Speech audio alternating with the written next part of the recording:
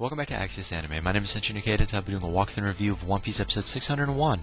Now, if you remember from last episode, we found out Brownbeard has returned, and he is now fighting Caesar Clown, but it's going absolutely nowhere. So moving on past that, we're taking to a little cutscene between Sanji's group and G5's group. Now, both groups are on different parts of the island, and they're fighting Smiley, and it's going absolutely nowhere, because Smiley is not dying. In fact, Smiley is multiplying, if that makes any sense. But moving on past that, toward the end of the episode, we're taking to a little cutscene with Monet. Now, Monet has confirmed to Caesar Clown that the video transponder snails which have been set up are good to go. Apparently, Caesar Clown has a pending experiment that's going to go viral, and I can't wait to see what's going to happen. But again, that's where the episode ends, and all my final thought and rating at the end of the clip, so stay tuned. But let's dive right on in. So we open up this episode with G5. Now, G5 was fighting Smiley, and out of nowhere, Smiley disappears, so G5 is no longer fighting Smiley. In fact, G5 is now knocking at Caesar Clown's front door, or in this case, G5 is knocking at the first laboratory door that's in front of them. Now, moving on past that, we're taking to a little cutscene with Caesar Clown's airship. Now, Caesar Clown's airship finally lands, and the kids leave the airship. Apparently, these kids are going to be escorted to the biscuit room yet again, so it's really going nowhere. Now, one of the groups, I should say, one of the girls that were within one of the groups decides to wake up out of the trance. So this girl that's among the kids in a group wakes up, she's no longer in a trance, and she starts seeing all of Caesar Clown's men as monsters, and the first thing that comes to mind is that she's having drawbacks of not having the drug that Caesar Clown has been giving to her in candy form. So in my opinion, this girl is having a nervous breakdown, plain and simple. But moving on past that, we're taking to a little cutscene with Nami's group. Now, Nami's group is alive, so Nami and Usopp, they're alive, but they've been badly beaten by Caesar Clown. They're bruised up, so they're not doing good. However, Brownbeard, he appears to be dead. We see his body, we see him passed out. Now, we don't know if he's dead or not, but he is definitely still in one piece, if that makes any sense. Best guess, he's probably just passed out. He's not dead. At least that's, my best guess. Now, moving on past that, we're taking a little cutscene with Virgo. Now, Virgo is having a cup of coffee. So, Virgo's having a cup of joe while Monet is waiting up for Caesar Clown. Apparently, she's waiting for Caesar Clown to get to the HQ, or in this case, the base of operation, so they can get the video going, so they can get the experiment rolling. And I was kind of curious on what this experiment was, because it had to do with Smiley. That's all I knew at the time. But moving on past that, we are thrown with a little bit of information, which, thank God, I was waiting for this information. So this was the deal between Law and Caesar Clown. I mean, yes, Law is a warlord. He works for the Navy, technically, but he's also a pirate. So how did Law make a deal with Caesar Clown? I was curious because, you don't just make a deal with Caesar Clown. Look how strong he is. But then again, look how strong Law is. So apparently, Law gave his heart to Caesar Clown in exchange for Monet's heart. That was for insurance. Now, to me, that is the stupidest idea I have ever heard of. Why would you give your heart to your opponent and have your opponent give his assistant's heart to you? Monet is a throwaway character. No one cares about Monet. Monet is a fucking pawn. Yes, Monet works for Virgo, but technically Caesar Clown doesn't know that.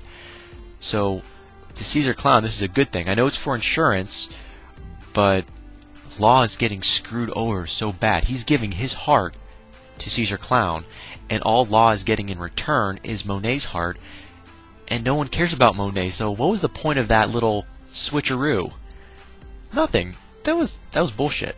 Plain out bullshit.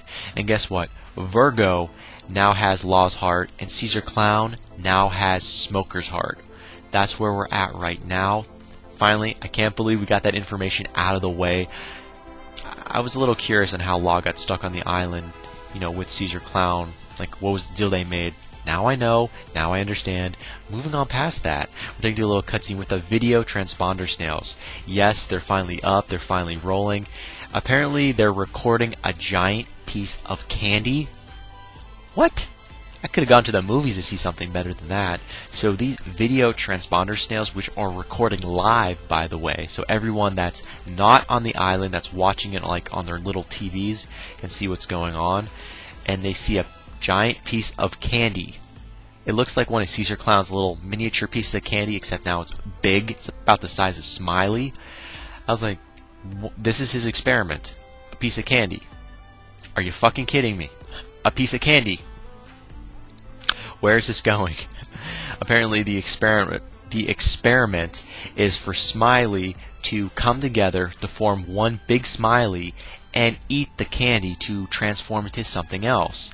Now apparently Caesar Clown has already called his new top secret weapon Shinokoni. So Shinokoni is the top secret name of his next form for Smiley. So when Smiley evolves after eating the candy, his new name is going to be called Shinokoni. Okay, maybe it's a decent name other than Smiley, but it's hard to pronounce when you're me, okay? Shinokoni. Say that like 12 times fast. I swear to God, it's a tongue twister, but moving on past that, because you know what? Shinokoni's a funny name in my opinion. We're taking to a little cutscene with Sanji. Apparently, Sanji is heading toward the giant piece of candy, if that makes any sense. So out of nowhere, Sanji's group, because they're supposed to be trying to find the samurai's son, instead, they stumble across the giant piece of candy which Smiley, or in this case the other Smileys, are heading toward. And it's hilarious because this is where it's going to be recorded. This is where the experiment's going to be taking place. So Sanji's group, in my opinion, right now, is fucked. They're walking into the biggest mess ever. This is ground motherfucking zero. Talk about bad luck, bad timing, you name it. They're screwed. Plain and simple. Now, toward the end of the episode, we find out Smiley, he's not taking orders from Caesar Clown anymore, technically. Caesar Clown believes Smiley's listening to him since he's technically his father, I guess, to an extent, because he did create Smiley, kind of. But Smiley is not listening to Caesar Clown. He eats the piece of candy. There goes the experiment. You know, Smiley's like, we don't really hear what he says because it's Smiley. He's just a blob of shit. He eats the candy and he transforms, and he is not listening to Caesar Clown, so I definitely thought that was hilarious and worth mentioning. But again, that's where the episode ends. As for my final thoughts, wow, Smiley, I thought you were going to evolve into something that made more sense. You're still a pile of shit. I don't know where that's going to go. As for Sanji's group, I feel bad for Sanji's group right now because they're in the middle of everything. So, yeah, Murphy's Law, everything that can go wrong will go wrong. Right there, man. Right there. Moving on past that, Law, Luffy, and everyone that's around them. It looks like they're fucked right now, but I can't wait to see how they're going to get out of that predicament. Like, who's going to save them? How are they going to get out? The best guess is Frankie. Frankie is the only one I can see doing something. There's Chopper, and there's Frankie. Yeah, there's Nami and Usopp, but you know what? They're kind of bruised up and out of the picture.